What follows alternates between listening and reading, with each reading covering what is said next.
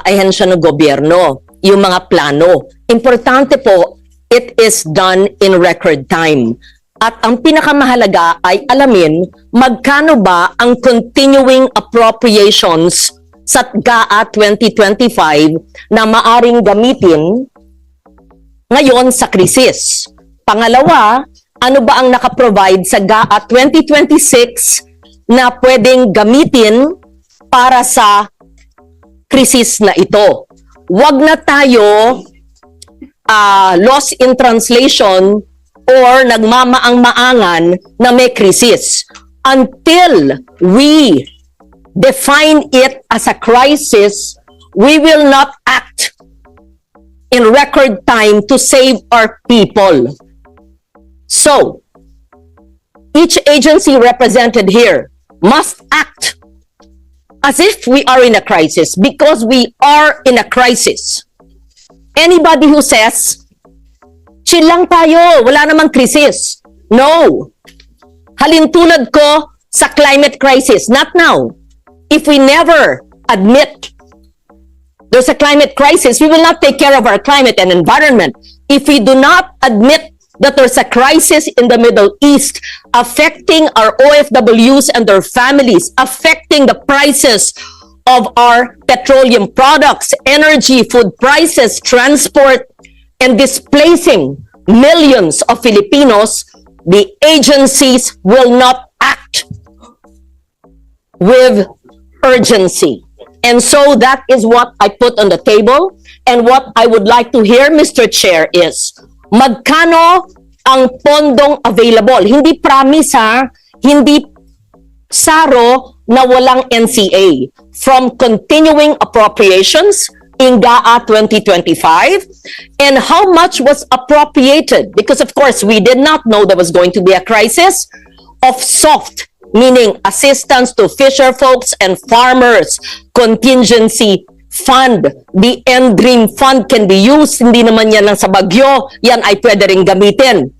But if we have appropriated it in GAA 2026, may pera na ba? And I know we don't have money yet because even DPWH projects are all FLR. So DBM must explain that as well. So every agency, whether agriculture or DMW or DOE, DOLE, yes. How do we cushion the impact? I lay that as my premise, Mr. Chair, and you being the chairman of the Committee on Finance, because we can have all these PowerPoints, pero pag kumakalam ang tiyan ng mga mangingisda, ng mga drivers, ng mga sa transport sector, ng lahat, ang dating middle class ay ngayon lower class na at hirap. So gusto natin makita ang pag-translate ng mga PowerPoint na yan na ginawa sa mga air-condition na tanggapan into actual jobs created, actual food on the table of every affected Filipino family. And I will ask, I need to know the answer. Dapat to on the ground ha, on the ground, hindi tayo parang budget hearing tapos prospective.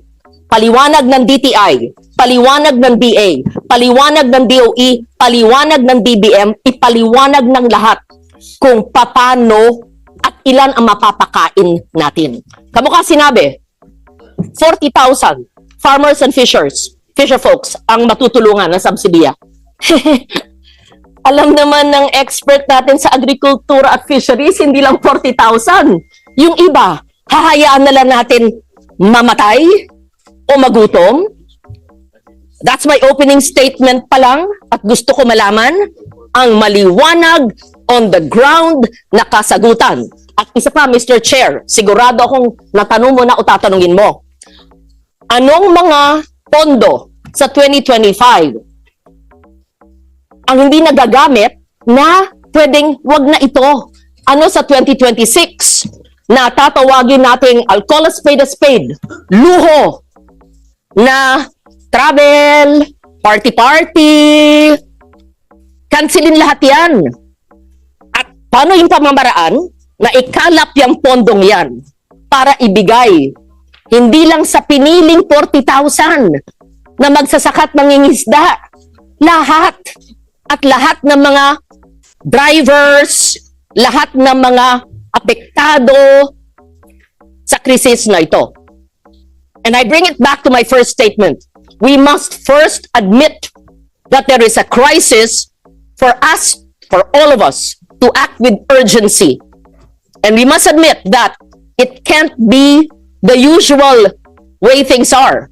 And everybody in government, especially in the executive, must admit on regular times you are slow, painfully slow. And the DBM knows this. And we know that because we've been doing the budget for decades now. Your utilization, your implementation is so slow, with the exception of some agencies like DSWD. I think SecRex is the only cabinet member. When I call half a ring, he answers. And he's quick, he's on the ground, he knows what's happening. I wish everybody could emulate that. Yung iba nagatago. So having said that, Mr. Chair, I did not want to deliver a motherhood opening statement. I want to hear from DTI, how will you lower the prices of basic commodities? I want to hear from the DOF and BIR and DOE and ERC. How will you delete the collection of VAT on those that are not supposed to be VATable? And I hope you know what I'm talking about. You better be prepared. That's my opening statement, Mr. President. This applies to everyone, all the resource persons who are here. I hope to receive the answers in the next few minutes or hours. Thank you, Mr. Chair. In asking that no less than the cabinet level should be here. Kung nandito ang SFA, bakit hindi yung iba? You're too busy? This is not the most important thing. Admit there's a crisis. You must have a crisis action plan. And not that we don't appreciate the presence of a dear friend, Yusek Wimpy Fentabella, of course, who's very competent, who's been with the DOE for quite a while. But to give it the importance, if SecRex and Sec T. Laurel could be here, why should the DOE secretary be exempted from this? When DBM is here. DBM is here, pag kayo and NEDA, pag kayo ay humihingi ng mga budget ninyo, maski overnight, nandyan kayo. Pero pag crisis action plan, marami kayong dahilan. The Senate will not allow that. Unless you are not admitting that we are in a crisis situation. Then you're lost in translation o nahihibang. Because everyone must act as if we were an ICU situation. That's how it should be. Not to enrage the people and not to let the people panic. But on the contrary, if they see the government on the ground and having more than what the chair mentioned, so-called motherhood statements, not just curated PowerPoints. We want to see your action plan. How many people, families will be positively affected, if any? And what are the monies, the funds needed for continuing appropriations? And what are the line items in GAA 2026 na pwedeng ikalap maging savings para ito ang gagamitin? Tapos sasagutin ng DOF at ng DBM saan manggagaling ito considering 2.5 months pa lang at aminadong wala pang pera ang gobyerno. Pinapaasa ang mga tao tapos walang ibibigay. Hindi pwede yon. Tapos wala pa ang ibang kabinete dito. Pag sa ibang bagay, mabilis pa sa alas 4. Pero sa krisis, wala. Ano ba kayo? Thank you, Mr. There's Chair. more there. Mr. Chair, Go ahead. follow up lang. Magkano yung supplemental budget na hinihingi nyo for PNOC? I think yung initial request, if I'm not very sure, but it should be 8 billion to 10 billion. And this is in not funds from the national government, that those are funds in the PNOC, but needs congressional action in the budget para ma-release, magamit. Well noted. Salamat, Mr. Chair. Just to place on record, the National Oil and Gas Contingency Plan was in place in 2023. We were using the previous plan 2002, but it was also based on the 1973 experience of the Philippines. So, siya po yung pinaka-senior na nandun na noong 1973 po. Mr. Chair, the congressional approval is needed based on the answer to the question of Senator Ontiveros. So, has it been communicated to both houses? I think a letter was submitted to the committee chairs, but naka-break po ang Kasi po, we were willing to go on special session. May we know, number one, no GAA funds needed. It's with PNOC, and all it needed was congressional approval. And bicameral, ang dali naman. Isa lang na araw yan. May I know, kailan po binigay ng DOE sa Senado, kailan natanggap yung sulat, kailan binigay sa atensyon ng leadership at ng chair ng komite? May we know? I mean, this is what I mean eh. We act with urgency. It's not a Yeah. matter of walang pondo. May pondo, it came from DOE's information, congressional approval. So it doesn't take too much if it's an urgent matter. We were able to pass the excise tax, and to be fair to the chair, kaagad nagtrabaho at napasa po namin. So kailan po ito? Yeah, PNOC is here, Mr. Chair. Initially, itong first two cargos actually, merong releasable fund pa si PNOCEC. That's why we bought the first cargo. And then there's a second cargo coming in. So, Ako po tinatanong yung ilang cargo. Simple question. If the DOE says that all it needs is congressional approval and the PNOC has Yeah. the funds, and you said that the letters were sent because it is important that the people know that letters are not sitting in the Senate without action. We would know if there is a letter that is deemed urgent. Kasi wala ang inyong DOE secretary eh. Wala dito eh. E nandito siya last week. Sinabi ba niya sa chairman ng Energy? Sinabi ba niya sa leadership sa Senado? Wala. Ang kanyang linalabi yung biofuel. Sinabi ba yan? Because this is so urgent. It did not come from us. It came from the DOE. May I just know the date? Sir, I know you're a technical person and you seem very knowledgeable. I just need to know, it's an admin matter. Can we kindly put on record after this presentation, Mr. Chair, just bear with me, so that hindi ang itsura nakapending sa Senado, tapos sasabihin nyo, kasi po nag-break, excuse me, hindi po nag-break ang Senado na hindi inaaksyonan ang hinihiling ng executive. Dalawa ang inyong hiningi. Excise tax, napasa namin. At sabihin nyo on the record, kailan nyo mai-implement yan, at ang gulo ninyo. Sinabi nyo, excise tax, kailangan urgent. Nung napasa namin, sinabi, we will see. Yan, galing sa inyo yan ha, kung gagamitin. Tapos, the next day, o sige na nga. Ano ba? Ano ba? Kailangan ba? Hindi. It was deemed urgent, napasa, tapos pagkapasa namin, we will see. I'm quoting the executive, nanggaling sa inyo yan. Tapos ngayon, gagawin na. And cite the impact, mararamdaman pa. Yun ang sabi ng chair no, ni Senator Pia. Ano ang ramdam sa pagbaba o pagkaltas ng excise tax? Yung biofuel, maraming concern sa mga coconut and sugar farmers. Pero itong sinabi nyong low-hanging fruit, congressional approval. Tapos nagsabi po kayo, sir, with all due respect ha, kasi po nag-break, hindi po magandang pakinggan yan. Hindi po mag-break ang Senado kung sinabi nyong kailangan ng congressional approval ang paggamit ng PNOC ng kanilang pondo. Pakilagay po sa record after your presentation and we give a chance to the others, Mr. Chair. Because it's important na hindi tinuturo sa atin na nag-break tayo kaya ang PNOC hindi makagamit ng kanyang pera. That's unfair. Eh, ang sekretary nga ninyo wala dito eh. Kung anong pamumulitik ang ginagawa na naman ng sekretary nyo.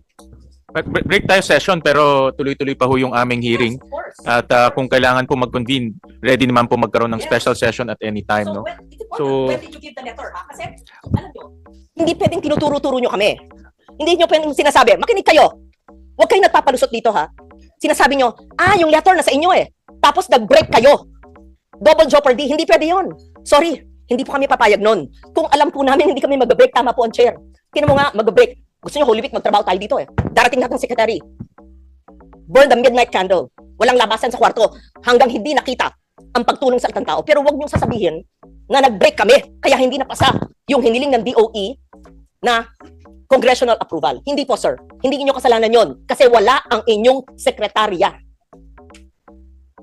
I can't think of anything more important than this hearing convened by the chair. And if the other cabinet members are here, why could the most important department not be present. Thank you, Mr. Chair. Thank you. And may I reiterate, Secretary Yusek Fentabella, na kung pwede namang ipagpaliban muna ni Secretary Garin yung kanyang mga meetings, tingin ko hanggang mamaya pa tayo dito. After her Malacanang meeting, mas magandang pumunta ho siya dito. No? Pakisabi na lang ho sa kanya. Pinadala niya sa akin yung mga schedule niya. Tingin ko naman mas mahalagang makausap niya ngayon ang taong bayan para marinig sa kanya mismo kung ano yung kanyang mga plano kung sakaling mawala talaga tayo ng langis. No? So, okay. Go ahead. Can you... Okay. Apologies, Your Honors. Just to clarify, when it was mentioned that a letter was sent, it was for a future action. But we commend definitely the action of the Congress on what we requested. Now, when Yung mga urgent contingency plan. Ang hindi pwede yun. Imposible. Thank you so much. that letter yesterday, just to set the record straight po. And definitely, the Secretary will be informed po of the Chair's message. Thank you very much po. Thank you so much to our dear friend Yusek Wimpy for clarifying that. It is important we put things on the proper perspective and accurate. Kasi, pag soundbite lang, kailangan congressional approval. Pangalawa, kasi nag-break. Hindi pwede yon. Imposible naman namin hindi inaksyonan. Kahapon lang pala. Pero, we can take things into consideration if it's deemed urgent or can it wait until May. As the Chair said, naghihiring naman tayo. Kaya lang, ito po, Mr. Chair, may tanong kami ni Sen. Kiko, hindi namin makita. Binasa po ng DOE yung mga urgent contingency plan. Ang pagkaintindi po namin, work from home at carpooling. So, ano ba ho ang top 3 na pinakamahalaga na ginawa ng DOE para maibsan ang pagtaas ng presyo ng petroleum products at matulungan lahat ng sektor? Kasi ang narinig namin yung carpooling at saka yung work from home Hindi naman po yun emergency situation lang. Marami pang ibang dapat na mararamdaman po ng tao. Hindi namin makita yung iba. Thank you.